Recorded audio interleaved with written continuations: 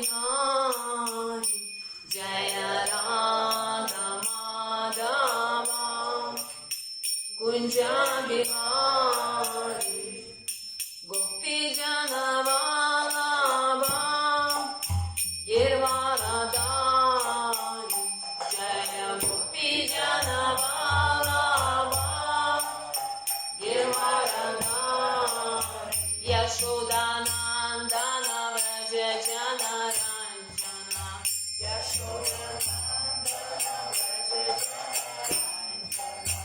Yamuna Tira Vanachari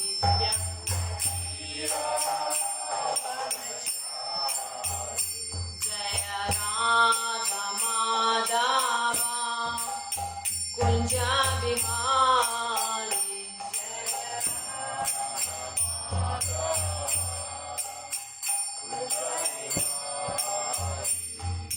Gopi Jana Vallabha Girvaradari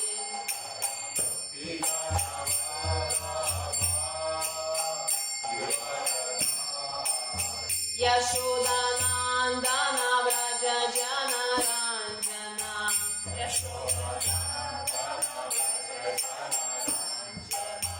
Yamuna Tira Vanachari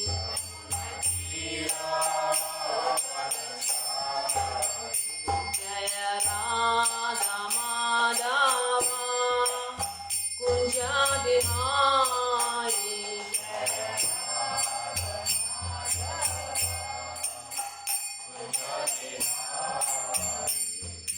Gopi Jana Vallabha Girvaradari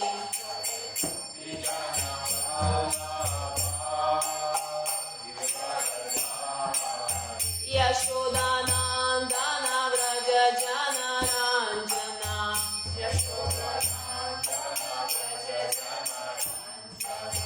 Yamuna Tira Vanachari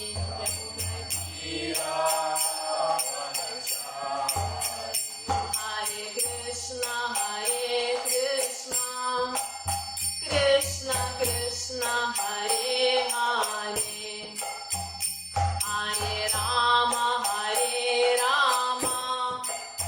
Rama Rama Hare Hare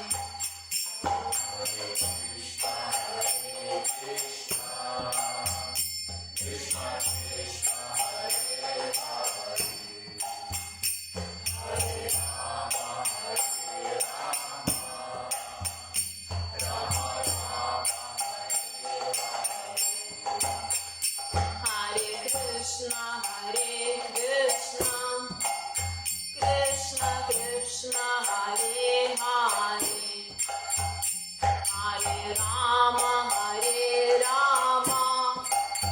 Rama Rama Hare Hare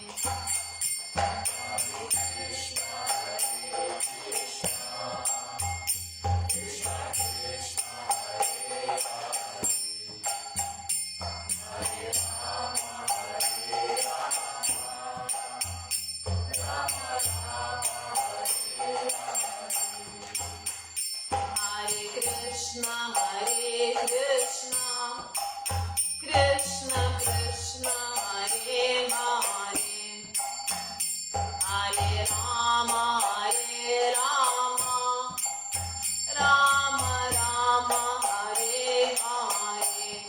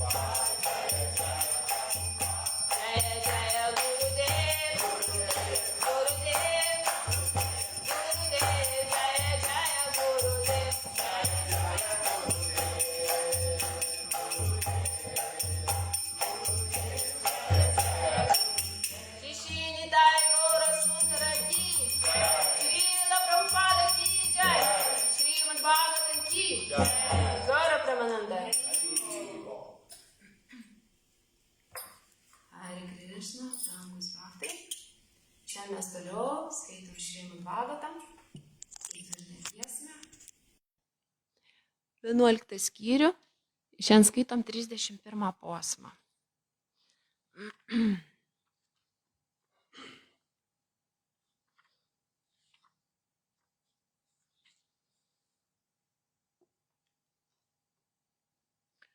Om Namo Bhagavate Vasudevaya.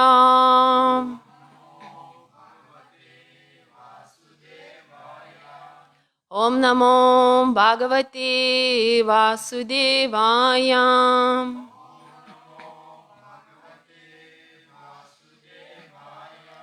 Om Namo Bhagavate Vasudevaya.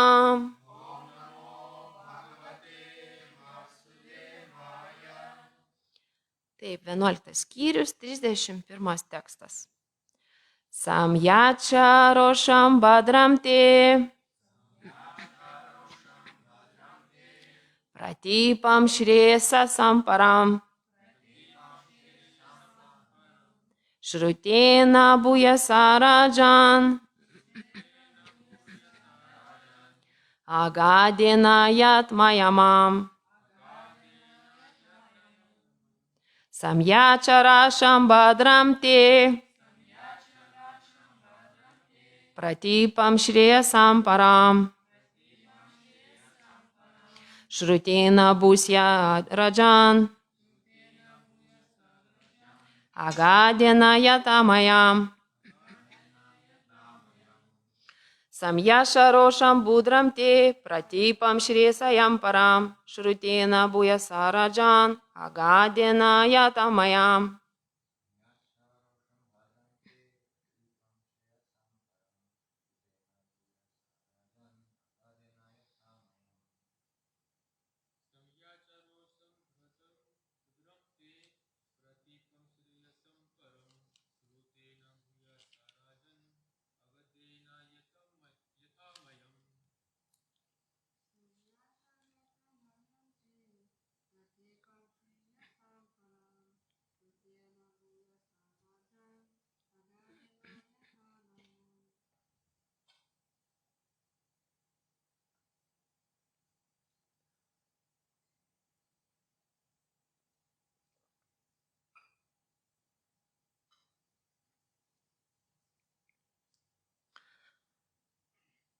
Sanyacha sutramdyk. Rošam pykti. Badram linkiu gero. Te tau. Pratipam priešą. Šrėjasam visos dorybės. Param svarbiausia. Šrutena klausydamas. Bujasa be tvangos. Rajan o valdove. Agadena gydymu. Yatha kaip. Amayam ligas. Jo dieviškojo kilnybė esi Bhaktivedanta Svami Šrila Prabhupada, vertimas ir komentaras. Brangus valdove, apsvarstyk mano žodžius ir jie kaip vaistai išgydys tavo sielą. Sutramdyk savo pyktį, nes pyktis yra didžiausias dvasinio tobulėjimo priešas. Aš linkiu tau tik gero, todėl prašau, paklausyk mano patarimą. Komentaras. Kaip išsivadavusi siela, Dhruva Maharadža iš tikrųjų neturėjo širdyje pykčio, bet Dhruva Maharadža buvo ir valdovas, o valdovas privalo nukreipti savo rūstybės ugnį į tuos, kurie laužo valstybės įstatymus. Jo brolis Utama nekaltai žuvo nuo Jakšo rankos, todėl Dhruvos Maharadžo kaip valdovo pareiga buvo nubausti nusikaltėlį pagal principą akis už akį. Atsakydamas į jam mestą iššūkį, Dhruva Maharadža stojo į mūšį su Jakšais ir deramai juos nubaudė. Tačiau pykčio prigimtis klastinga ir jei duoti jam valią, jis gali peržengti visas leistinas ribas.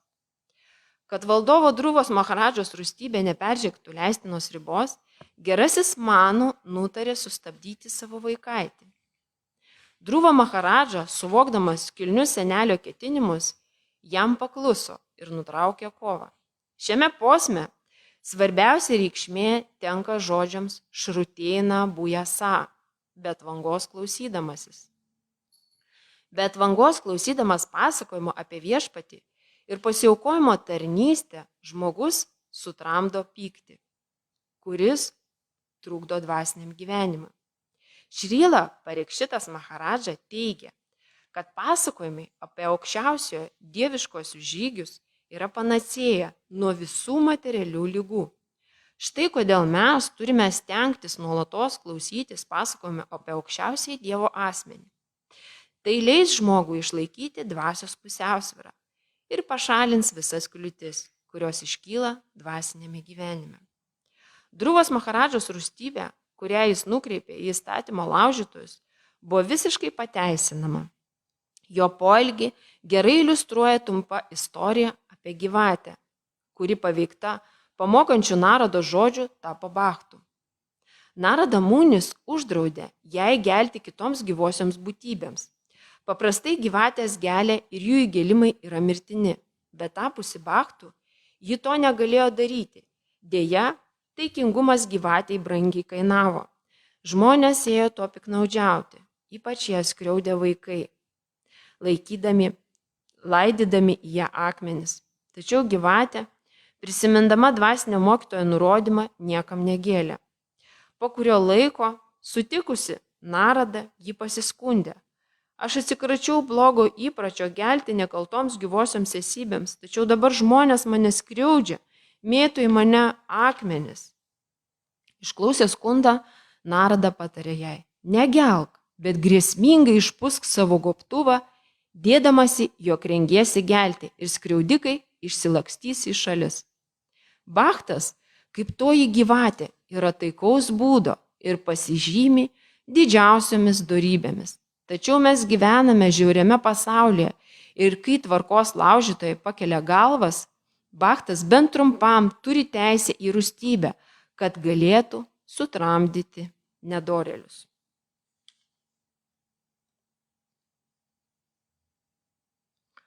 Om Agyana Timirandasya Gyananjana Shalakaya Chakshurun Militam Yane Tasmai Shri Gurave Namaha Shri Chaitanya Manobishtam Stapitam Yane Bhutale Svayam Rupa Kadamahyam Dadati Svapadantikam Vandeham Shri Guru Shri Yutapada Kamalam Shri Gurum Vaishnavam Cha Shri Rupam Sagrajatam Sahagana Ragunat Vitam Tam Sajivam Sadvaitam Savadgutam Parijana Sahitat Krishna Chaitanya Devam Shri Radha Krishna Padam Sahagana Lalita Shri Vishakana Vishtam Cha He Krishna Karuna Sitko Dina Batko Jagvatpati Gopisha Gopika Kanta Radha Kanta Namostute Tapta Kancha Gaurangi Radhe Vrindavaneshvari Vrishabuni Sute Devi Pranamami Hari Priye Vanchakalpa Trubasha Kripa Sudurevacha Patitanam Pavanebhyo Vaishnavebhyo Namo Namaha Shri Krishna Chaitanya Prabhu Nityananda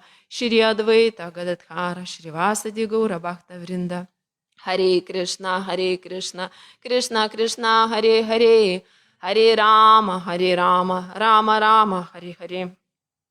Taip, tai dar kartą mes paskaitysim sanskritą. Samyacha rosham badramti pratipam shriesam param shrutina bujasarajan agadena yatmayamam. Ir vertima. Brangus valdove, apsvarstyk mano žodžius ir jie kaip vaistai išgydys tavo sielą. Sutramdyk savo pyktį, nes pyktis yra didžiausias dvasinio tobulėjimo priešas. Aš linkiu tau tik gero, todėl prašau, paklausyk mano patarimą. Taip, labai įdomus posmas. Posmas yra apie pyktį. Bet aš jums noriu papasakoti vieną istoriją susijusi su Šrila Prabhupada. Vieną kartą 1970 metais kažkur tai viename iš Europos miestų Šrilos Prabhupados mokiniai ruošėsi pasitikti Šrilą Prabhupadą ir ruošėsi dievybių instaliacijai, Visatos viešpatės, Džaganatos, Baladevos ir Subadros instaliacijai. Ir vienas iš atsidavusių jo mokinių, Aštaratka Prabu, ryte užbėgo į pužerinę ir pasižiūrėjo, ar viskas gerai. Pasižiūrėjo, kad yra nauji, reiškia jau paruošti rūbeliai džeganatoms, kaip ir viskas gerai. Bet staigiai apsižiūrėjęs, pasižiūrėjo, kad trūko kai kurių dalykų ceremonijai. Ir abišekai, ir instaliacijos ceremonijai. Ir atkreipė dėmesio, kad nebuvo tam tikrų daiktų, tokių kaip atšana. Atšana tai tokia yra kaip postamentas čia apiplovimui. Ir susijaudinęs pasimetė, susirūpinęs paskambino, reiškia, šventyklos prezidentui ir išdėstė susidariusią situaciją ir nerimaudamas pradėjo klausinėti, ką daryti. Ir šventyklos prezidentas davė nurodymus šventyklos gyventojams, kad, reiškia, ašramo gyventojams, kad jie atliktų tam tikras tarnystės ir kad išspręstų susidariusią situaciją. Ir atsidavusiai pradėjo, reiškia, judėti, bėgioti, kas kur. Vieni atsidavusiai nubėgo, reiškia, į viešbutį, kažkas tai paėmė medžiagos, kažkas paėmė drobės tokios, paskui kažkas tai paprašė, kad reikia kubiliukų kažkokių, kokių kubiliukų, kad maudyti, abišekai, paėmė kubiliukų, o tie kubiliukai, žodžiu, buvo purvini. Nu ir ką, atvyko Šrila Prabhupada, čia laukia kirtanas, visi šoka, dainuoja, šokinėja, bhaktai visi laimingi, pasitinka, reiškia, Šrila Prabhupada jau išlipa iš mašinos ir toks laimingas, ir Šrila Prabhupada šypsosi, ir jį lydi daugybė, reiškia, jo mokinių. Ir visi pamažu užeina į šventyklą, reiškia, kurioje buvo tuo metu labai daug susirinkusių bhaktų, buvo ir žurnalistų, ir žurnalistai su kameromis, irgi ten filmavo, buvo didžiulė reklama padaryta dėl šito renginio. Nu ir ką, kadangi buvo numatomas labai toks įspūdingas labai renginys. Ir tik Šrila Prabhupada užėjo į altorinę ir jo veido išraiška iš karto pasikeitė ir jisai pamatė tokį vaizdą, kad nebuvo nei gėlių, nei vaisių, o reiškia atšanos, kur turėjo būti abišeka, buvo purvinas. Ir Šrilos Prabhupados veidas taip stipriai persimainė, taip pasikeitė, tiesiog jisai įtūžo ir garsiai pradėjo šaukti ant savo mokinių, kaip taip galima, kas čia vyksta, kur gėlės, kur vaisės, kodėl čia atšamanos purvinos. Kas čia vyksta, kaip jūs maudysit visatos viešpatį. Žodžiu, siūtės buvo tokioj pykčio būsenoj. Aišku, atsidavusiai norėjo kuo geriau pasitarnauti, tuo momentu tai iš vis norėjo skraidžiai žemės tiesiog kažkur tai dingti, prasmegti ir nežinojo, kur dėtis. Vieni bėgiojo vieną pusę, kiti susijaudinę, galvas tiesiog stovėjo nuleidę. Ir Šrila Prabhupada buvo toks griausmingas, kaip giedrą dieną griaustinį sugriaudė. Ir tuo tarpu žurnalistai iš vienos pusės, iš kitos pusės visi filmavo, žodžiu, susidariusią tą situaciją. Ir įsivaizduoti, kokia tuo metu buvo situacija. Ir Šrila Prabhupada, jisai pasakė, nepravesiu aš abišekos, neinstaliuosiu aš visatos viešpačio šituose purvinuose, reiškia, atšanuose. Jūs ką išprotėjot? Ir jis tiesiog apsisuko ir išeina. Kas bus paskui, tai pratęsiu truputį vėliau, o mes dabar pakalbėsim apie pyktį, kas yra pyktis, koks jis yra. Pykčio yra du tipai, tai yra materialus pyktis ir yra transcendentinis pyktis. Ir iš tikrųjų jie labai skiriasi vienas nuo kito. Mes visi puikiai žinome, kad visa ko šaltinis yra Krišna. Ir netgi pyktis irgi kyla iš Krišnos. Ir jisai taip pat pasireiškia skirtingai. Ir tas pyktis yra nukreipiamas į labai skirtingus objektus. Ir aš, kai tik atėjau Krišnos sąmonę, bus tokiais rožiniais sakiniais ir visą laiką galvojau, kad jau čia tai jau Krišnos sąmonė, jau niekas nepyksta. Visi geri, visi šypsosi, visi laimingi ir pykti neįmanoma. Taip, iš tiesų, pyktis ką daro? Pyktis iš tikrųjų mus veda į pragarą. Ir Krišna sako apie tai Bhagavad Gitoje 16 skyriuje, kur yra dieviškos ir demoniškos prigimtis. Ir jisai sako, kad yra iš tikrųjų 3 dalykai, kurie mus veda į pragarą. Tai yra geismas, pyktis ir godumas. Šitie 3 dalykai. Ir atrodo, kai tai pagalvojus, kasgi norėtų eiti į pragarą, niekas nenori eiti į pragarą. Ir kadangi pyktis mus veda į pragarą, mes iš tikrųjų neturėtume būti užvaldomi to pykčio, šitos emocijos. Bet iš kitos pusės Krišna šiame posme mums parodo, kad pyktis gali būti nukreiptas ir į tuos, kurie, tarkim, pažeidžia įstatymus. Arba gali būti, ir jisai, jeigu jis yra nukreiptas į tuos, kurie pažeidžia įstatymus, tokiu atveju pyktis yra pateisinamas. Kaip Šrila Prabhupada čionai rašo, kad Druvos Maharadžos rūstybė, kurią jis nukreipė į įstatymo laužytojus, buvo visiškai pateisinama. Ir kaip karalius jis iš tikrųjų turėjo bausti nusikaltinį ir netgi Činaka panditas Nitya šastruose rašo, sako tokį dalyką, kad atlaidumas gimdo ydas, o griežtumas gimdo dorybę. Todėl sūnus ir mokinius reikia laikyti griežtai ir tai jiem atneš gerovę. Iš patirties aš puikiai žinau, kad yra tam tikri dalykai, tam tikros gyvenime situacijos, kai tarkim yra žmonės, su kuriais šneki ir jiem nedaina, neįmanoma išaiškinti kažkokių tai dalykų. Ir tiesiog būna, atrodo, išveda tave iš kantrybės, atrodo, sakai žmogui ir vis tiek nesupranta. Bet kaip emocijos forma, kaip išraiškos forma, turėtų būti pas mus užuojautos forma. Nes jeigu mes, tarkim, širdyje priimsim tą įniršį, tą pyktį, tai iš tikrųjų mes galėsim padaryti įžeidimą, aparatką. Aparatką pati baisiausia yra bhaktam, įžeidimas. Įžeidimas iš tikrųjų mes galim padaryti įžeidimą bet kuriai gyvai būtybei. Galim įžeisti. Bet mes įžeidžiam tada, kai iš tikrųjų neįeinam į to žmogaus padėtį. Pavyzdžiui, kada pas vyresnį bhaktą, tą, kuris reiškia mentorių, nežinau kaip čia tą žodį pavartot, mentorių, kai pas jį yra širdyje atjauta, užuojauta ir kai jisai jaučia, reiškia, kad kiekvienas yra, kad jis kiekvienam yra tarnas, jisai tada yra be galo nuolankus viduje ir jo tokia tarnystės nuotaika yra.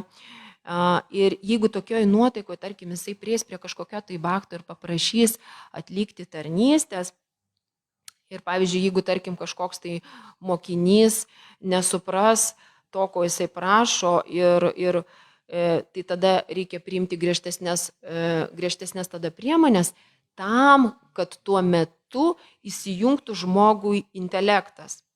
Ir Krišna Bhagavad Gitoje, reiškia, 3 skyriuje, aiškina, iš kur kyla tas materialus pyktis.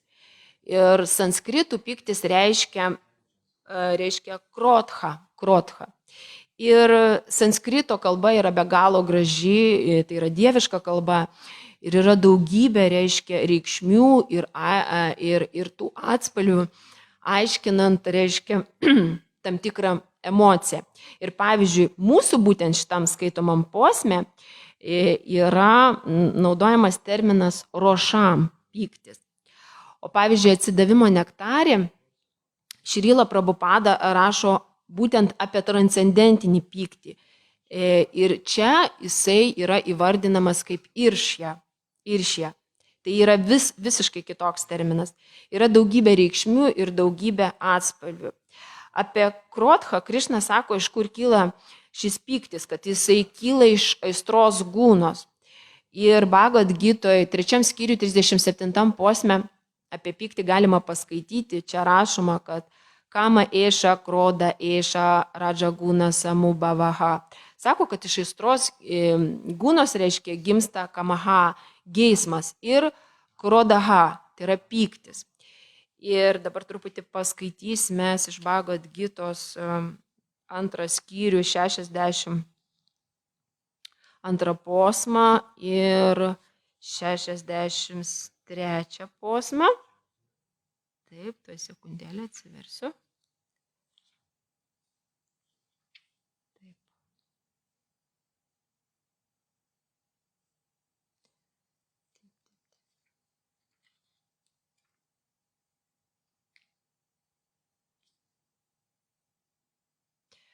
Diyato vishayam pumsham sagasti shubhajayati sanganjayati kamat krado bidžayati. Žmogui mąstant apie juslių objektus išsivysto potraukis jiems. Potraukis pagimdo geismą, o geismas sukelia pyktį. Ir 63 tekstas.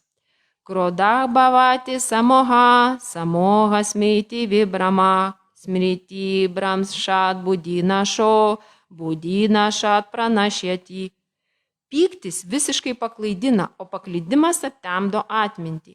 Kai atmintis aptemsta, dingsta intelektas, o dingus intelektui vėl puolama į materijos liūną. Ir čia iš tikrųjų Krišna aiškina Ardžūnai, kaip žmogaus, sąmonė gali paskęsti materijoje. Ir aiškina visą pačią grandinę, ko pasėkoje gyvoji būtybė tiesiog degraduoja. Ir kai mūsų norai yra nerealizuojami, tada ta kama, tas geismas, sukelia pyktį. Ir tai yra nepasitenkinimas, ir zlumas, dirglumas, nuoskauda. Jeigu mes, pavyzdžiui, paanalizuotumėm tai praktiškai, kasdien kiekviena situacija gyvenime mes susiduriam su tom emocijom. Tarkim, jeigu kažkas vyksta ne pagal mūsų norus, arba jeigu kas nors yra susiję ne su mūsų planais, arba kažkas sugriauna mūsų planus, mes galim tuo metu pykti, bambėti, bartis ir taip toliau, ir tiesiog išreikšti taip savo tas emocijas.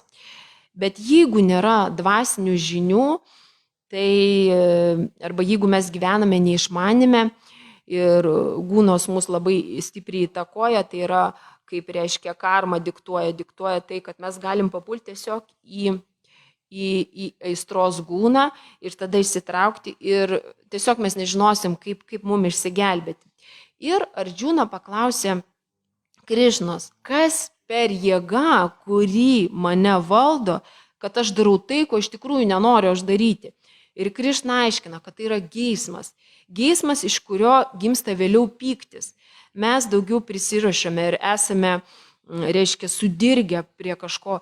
Ir pavyzdžiui, Krišna sako, kad po geismo atsiranda pyktis ir kaip ši grandinėlė toliau tęsiasi. Mūsų tiesiog sąmonė pasineria daugiau į šitą materiją.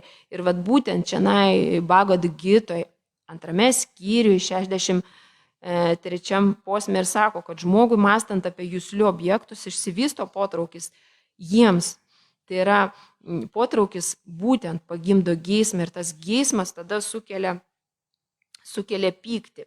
Atsiranda iliuzija dėl mūsų pykčio. Mes net pamirštame tai, ką mes darome, ką mes darėme ir pyktis mus paklaidina, o tas paklaidimas aptemdo mūsų atmintį. Ir tiesiog mes nesuvokiam, mes nesusimastom, kasgi bus ateityje. Būtent tai, ką mes dabar padarėm, to elgesio kokia bus pasekmė. Ir mes nebeprisimename iš tikrųjų, ką net išmokome anksčiau. Ir budhina šat pranašėti. Dingus intelektui puolama į materijos liūną. Ir tada mes prarandame tiesiog save. Ir per pyktį galima pasirinkti tiesiog įžeidimų tų aparatkų, kur ir sakiau, neduok Dieve prieš bhaktus. Ir galim atkreipti dėmesį, kad materialiaus pykčio pasiekmės gauna tam tikrą formą ir ta forma yra ligos. Netgi jeigu jūs atkreiptumėt dėmesį žmonės, kurie būna labai pykčio toje emocijoje, jų netgi fizinis kūnas išduoda, tai ten parausta veidas, turi problemų žmogus gal su kažkokiu suspaudimu, spaudimo šokinėja. Pykčio netgi forma pasireiškia lygomis, tokiomis kaip pavyzdžiui depresija, eina į inkstus, eina į kepenis ir tai atsispindi to rezultatas pykčio. Paprastai mes patys pagal pajautimą, kiekvienas iš mūsų, mes nenorime bendrauti su tai žmonėmis, kurie yra pykčio valdomi, kurie yra pykčio toje emocijoje. Mes stumėmės, mes einam nuo jų, nes tai yra negatyvios emocijos, neigiamos ir jos veikiamos. Ir dabar įdomus momentas yra tas, kaip mes galėtumėm išvengti pykčio. Yra nuostabi knyga Bhakti Tirtha Swami Maharadžo Dvasinis karys, 4 reiškia knyga.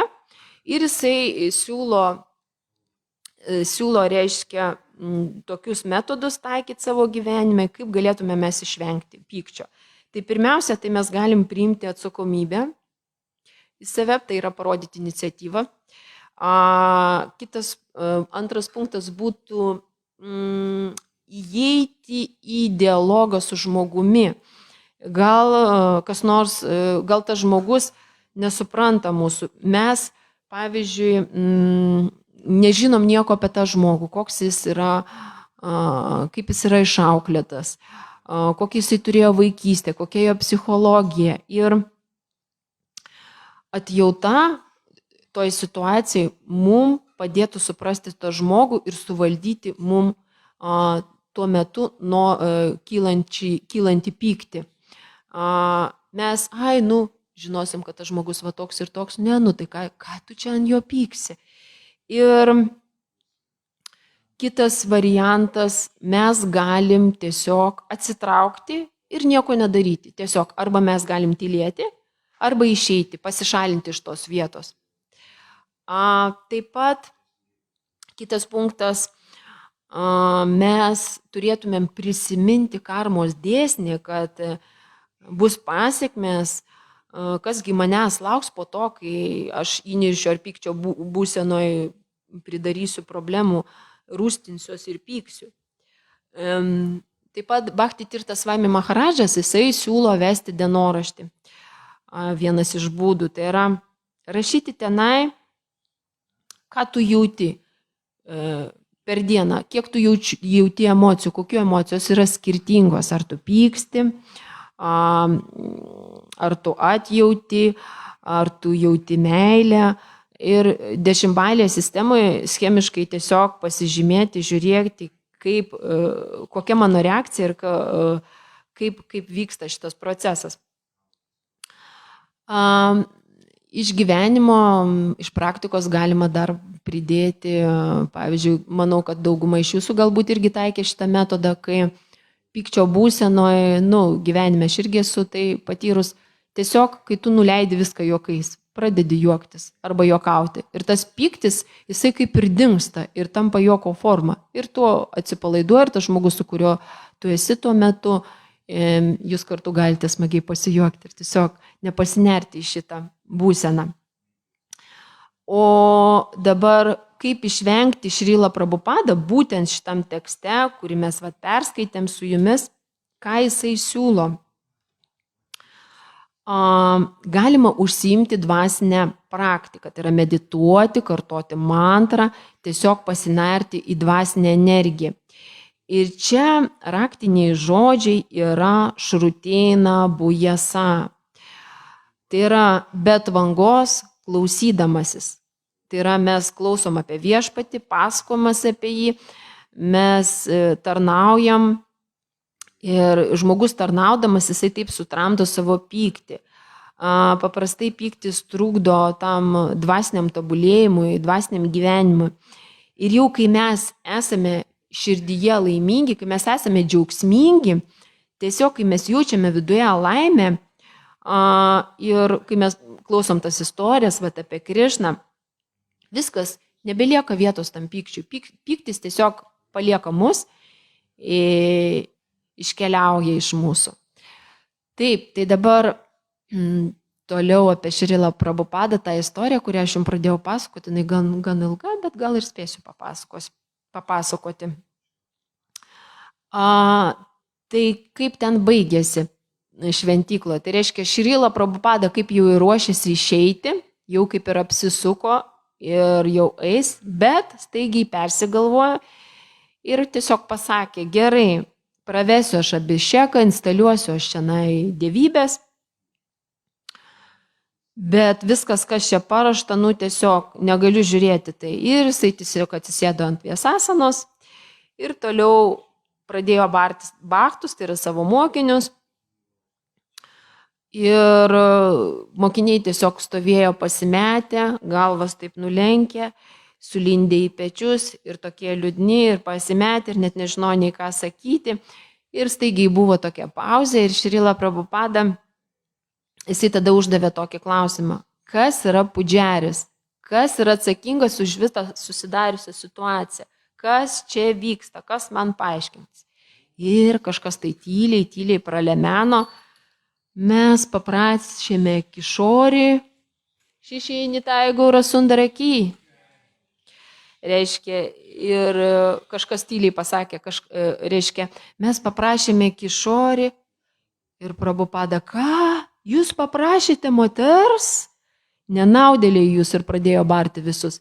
Ir tada Šiama Sundara tyliai paklausė, gal atnešti vis dėlto vaisius. Ir Prabhupada pasakė, vėlų, anksčiau reikėjo galvoti apie vaisius. Ir tada į altorinę įbėga Kišorį, neša vaisių salotas ir visi išsigandę žiūri į Kišorį, kas dabar bus. O Šrila Prabhupadas tiesiog ramiai sėdi, nekreipė dėmesio nei į žurnalistus, nes jam tuo metu svarbiausia buvo vienintelis dalykas, kad atsidavusiai gerai tarnautų, teisingai tarnautų Krišnai, kad teisingai garbintų viešpatį. Ir apie kitką jisai tiesiog negalvojo. Ir dar papasakosiu apie vieną Matadžį irgi, čia iš tos pačios istorijos. Reiškia, viena Matadžį, ją buvo pakvietęs brolis Bhaktas, toks Anga Prabhu, sako, ateik su tėvais į šitą šventę, nes čia bus šventas žmogus ir jeigu tu norėsi, ir jeigu tu, pavyzdžiui, išgirsi jo, reiškia, balsą, tai gausi didelę malonę. Ir jis perspėjo tiesiog, jeigu jūs kažką tai va čia matysite ir jeigu jums kažkas tai bus neaišku, pavyzdžiui, matysite Abišeką ir taip toliau, tai žinokit, kad viskas čia vyksta taip, kaip ir turėtų būti. Ir reiškia, ši Matadžį sako, ši Matadžį, žodžiu, ateina su tokia būtent nuotaika į šventyklą ir jau jinai kaip ir pasiruošusi pamatyti šventą žmogų, bet dar yra toks vienas momentas, reiškia, o kitas jos brolis, reiškia, vyresnis brolis, jau buvo priėmęs dvasinio mokytojo prieglobstį ir jinai matė tą, reiškia, jo mokytoją, jisai toksai malonus, apkūnus, visada besišypsantis toksai. Ir jinai tokia susikūrusi jau buvo įvaizdį apie gurų, kad jisai, reiškia, toks turi būti apkūnus ir toksai laimingas sėdėti. Ir, žodžiu, jinai užeina į altorinę, kur buvo labai daug žmonių ir žurnalistai ten su kamerom, žodžiu, filmuoja viską. O ten toks griausmas, Šrila Prabhupada užsirūstinęs, ten visus bara, šaukia ant visų, visi bėgioja, kažkas tai kažkur, kažką ten daro, pasimetė. Ir šitą, reiškia, Matadžį, jinai pagalvojo, oho, nieko savo. Ir mato tą tokį visą bendrą vaizdą, kad, reiškia, Šrila Prabhupada toks rimtas, bhaktai visi tokie rimti ir visus jisai bara ir panašu, oho, Krišnos sąmonė, čia viskas labai rimta. Ir po šito įvykio jinai taip įsikvėpė, jai liko tokia stipri samskara, toks įspūdis, kad jinai tiesiog paskui tapo bhaktė. Ir toliau, reiškia, vyko jagja ir, reiškia, Prabhupada paprašė vietoj Pradyumnos Prabhu, paprašė kito bhakto viską pravesti, visą tą jagios ceremoniją. Bet tas Prabhu neturėjo didelės patirties ir pradėjo atlikti, reiškia, ugnies aukojimo ceremoniją ir visą laiką pastoviai pamirždavo, reiškia, mantrų žodžius, o Šrila Prabhupada pastoviai jį taisydavo. Ne taip, o va taip, ne taip. Ir vis taisydavo jį. Ir žodžiu, ir taip kapsėjo ir prikapsėjo. Ir reiškia, pačioj pabaigoj jau jisai pamiršo pasakyti namo namaha. Ir jau, reiškia, dešiniai ranko jisai laiko gy sviestą šitą, pilti tas samtį, reiškia, samtuvėlį, o kairė ima ranka ir meta malkas į ugnį. Ir tada prisimena, kad negalima mesti kairę ranką, nes kairė ranka yra užteršta.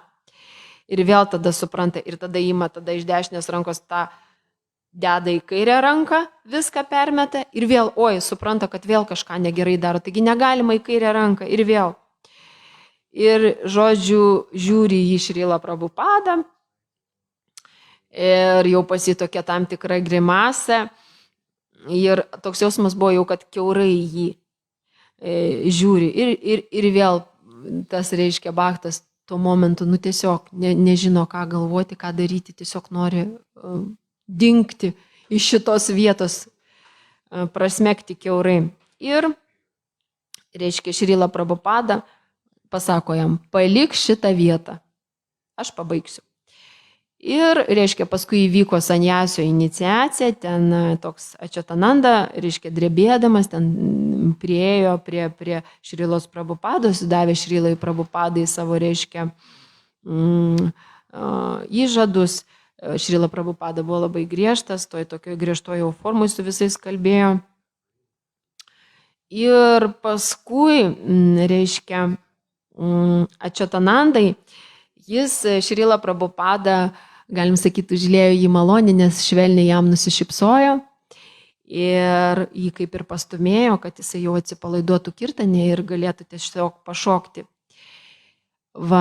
Ir paskui viskas pasibaigė. Viskas baigėsi ir Šrila Prabhupada išėjo į lauką ir tuo metu lyjo lietus. Jisai stovėjo lauke gal 5 minutės, o mašina neatvažiavo laiku jo pasitikti. Ir tuo metu Nanda Kumaras atbėgo su skėčiu, laiko virš jo tą skėtį ir jau mašina privažiuoja, reiškia, jis atsisėda ir atsisukė sako, Nanda Kumar Prabhu, o kur mano prasadas? O Nanda Kumaras šokė, žiūri į Šrilą Prabhupadą ir o mes galvojame, kad jūs valgysite savo įprastinį prasadą. Ir Prabhupada sako, kokį įprastinį prasadą? Taigi šiandien abhišeka, dievybių. Ir nešk man mahaprasadą greičiau. Valgysiu tik tai mahaprasadą šiandien. Ir, reiškia, tas bhaktas nubėgo, greitai lėkštėje atnešė mahaprasadą. Ir jisai padėjo, reiškia, automobilį ant galinės sėdynės, tą lėkštę su mahaprasadu. Ir važiavo mašina ir staigiai ant posūkio pasuko į dešinę pusę ir ta lėkštė išgriuvo ir įsipurvino visas mahaprasadas, žodžiu, išsitepė. Ir tada, reiškia, paskui Šrila Prabhupada, kai išlipo iš mašinos, paklausė, kurgi mano vaisiai, kurgi mano mahaprasadas. Ir jo mokinys pasakė, kad mahaprasadas mašinoje apvirto su lėkšte ir viskas išsipurvino ir jau įsigando, kad dabar bus kritikos lavina jo pusė. O Šrila Prabhupada ramiu balsu pasakė, atnešk man vaisius ir kai jis atnešė, jisai ramiausiai viską suvalgė. Nekreipė visiškai dėmesį tai, kad mahaprasadas buvo purvinas. Ir vėliau, kai vienas mokinys atėjo pas Šrilą Prabhupadą už viską, kas vyko, atsiprašyti, tiesiog Šrila Prabhupada pažiūrėjo jį ramiai ir pasakė, nieko tokio, viskas gerai, pamiršk, kas įvyko. Ir mokinys, aišku, labai nustebo dėl tokios Šrilos Prabhupados reakcijos. Ir tada paklausė, Šrila Prabhupada, ar galiu jums užduoti klausimą? Šrila Prabhupada sako, gerai, užduok. Ir jisai paklausė, kaip tyras atsidavęs elgiasi, būdamas piktas? Arba kada yra jisai laimingas? kaip tai atsispindi jame. Ir Šrila Prabhupada pasakė, kada tyras atsidavęs yra užsirūstinės, arba kai jis jaučia laimę, džiaugsmą, bet viduje jisai yra visiškai ramus. Ir palygino su vandenynu, kaip vandenynas, tai yra jo sąmonė, kaip vandenynas yra labai labai gili. Nors išoriškai gali atrodyti, gali jaudintis, išreikšti kažkokias tai emocijas, pyktį, ten rūstybę, ar džiaugsmą, ar dar kažką, bet iš tikrųjų visada jisai viduje visada yra ramus. Ir tada jo mokinys dar paklausė, o Šrila Prabhupada, ir net kai mirtis artėja, Šrila Prabhupada pasakė taip, net kai mirtis artėja. Ir ši istorija iš tikrųjų pamoko mus, kaip turi pasireikšti pyktis, kada yra pažeidžiami įstatymai, kada yra netinkamai tarnaujama viešpačiui, kada yra įžeidinėjami atsidavusieji, kada yra įžeidinėjimas Krišna. Mes turime tokiais momentais išreikšti pyktį. Ne tai, kad mes tiesiog galvojam, kad mes turime jo atsikratyti. Ne, iš tikrųjų atsidavimo nektarė Šrila Prabhupada pirmam tekste rašo, kad pilnai atsikratyti pykčio mes nesugebėsime. Ir mes savo pyktį turime nukreipti į Krišną, į tarnystę, nes pyktis yra Krišnos energija. Ir mes visą tai turim panaudoti tarnystėj. Ir pyktis, kuris pasireiškia pas šventus žmonės, kaip Šrila Prabhupada, arba pas Krišną, toks pyktis ir yra transcendentinis pyktis. Ir šitas pyktis vadinamas iršja. Tai va. Tai šiandien tiek. Gal turite kokių klausimų ar komentarų, papildymų?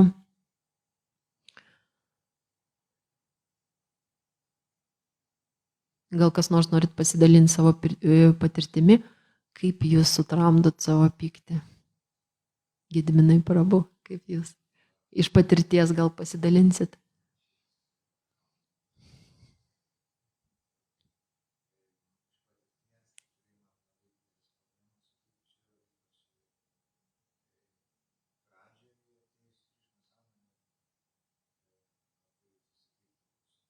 Gal jūs mikrofoną paimkite, su mikrofonu, kad transliaciją irgi girdėtų. Mes dar turim 10 minučių. Gedminas pasidalins irgi savo patirtim.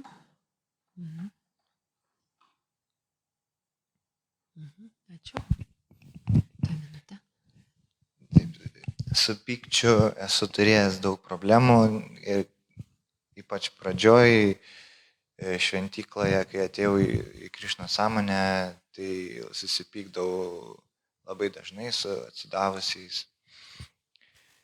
Ir laikui bėgant aš pastebiu, kad po truputį to pykčio vis mažiau ir pradedu sutarti su atsidavusiais. Tai aš pats save labai šitoj stebėjau vietoj ir tiesiog esminis dalykas, tai kai pats esu nepatenkintas kažkuo,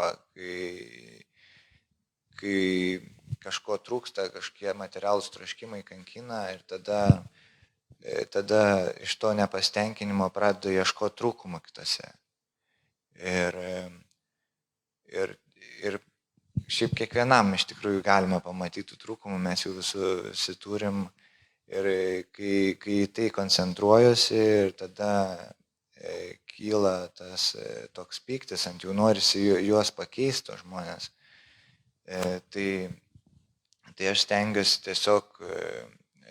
tiesiog stebėti, ką gero tas žmogus turi, kiek jis pasitarnauja Krišnai ir atsidavusiems ir tai vertinti, ir tas dažniausiai padeda dažnai padeda nebematyti tų trūkumų pas žmogų ir tas neleidžia pykčiui pasireikšti.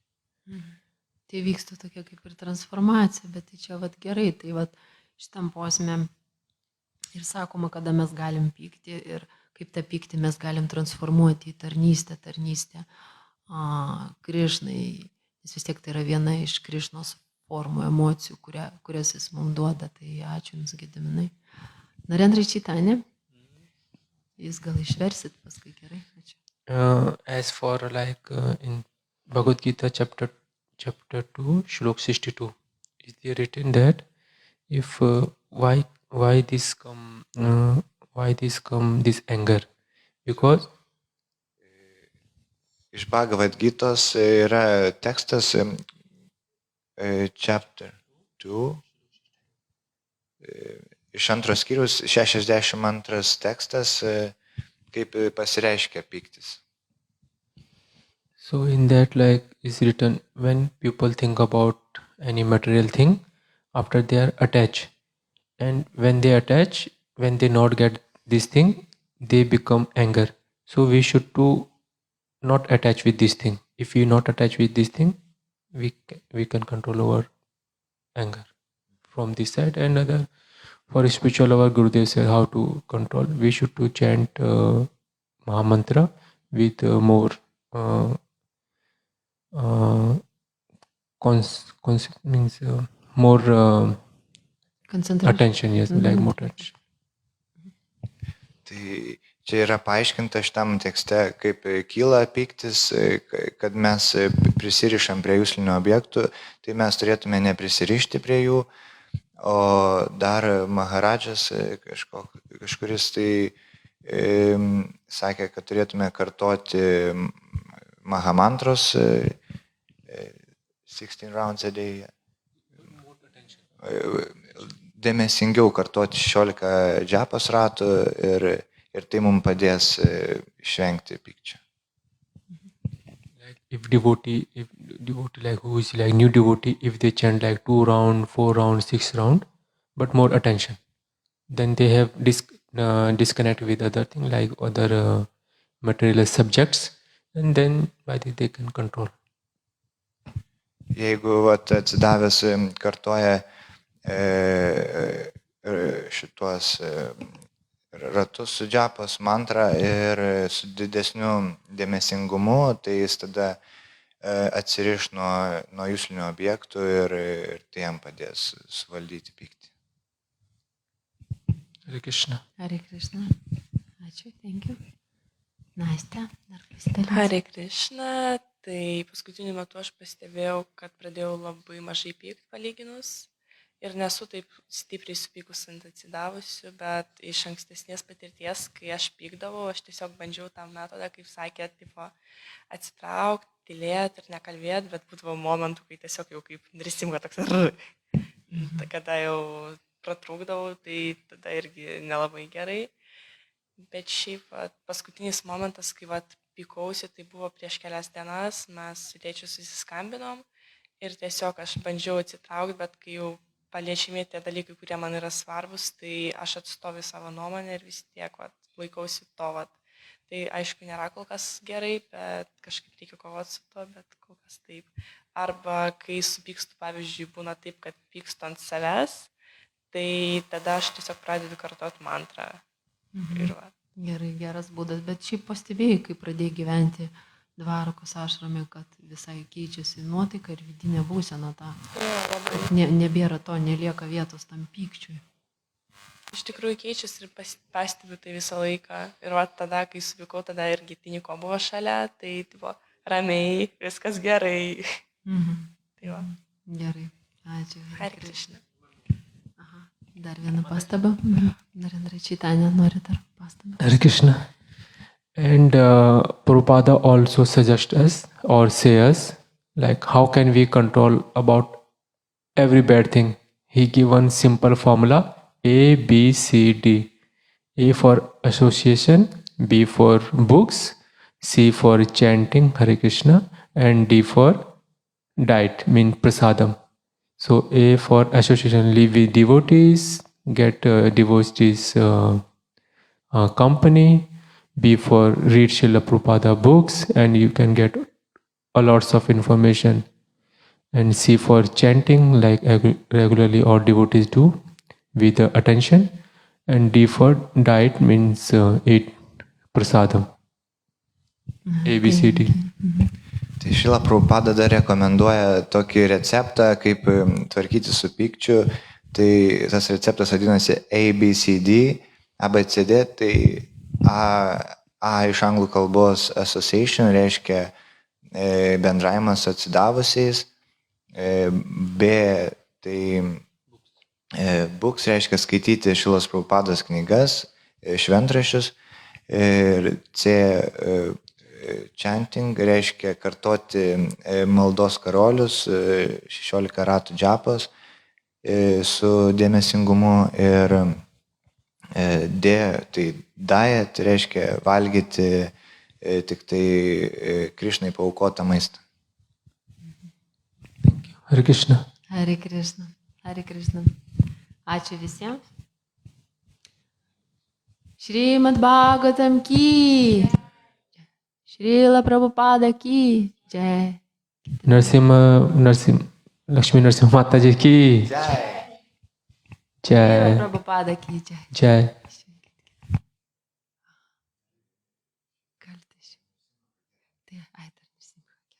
Kas pagėdos? Can you sing Narsimha?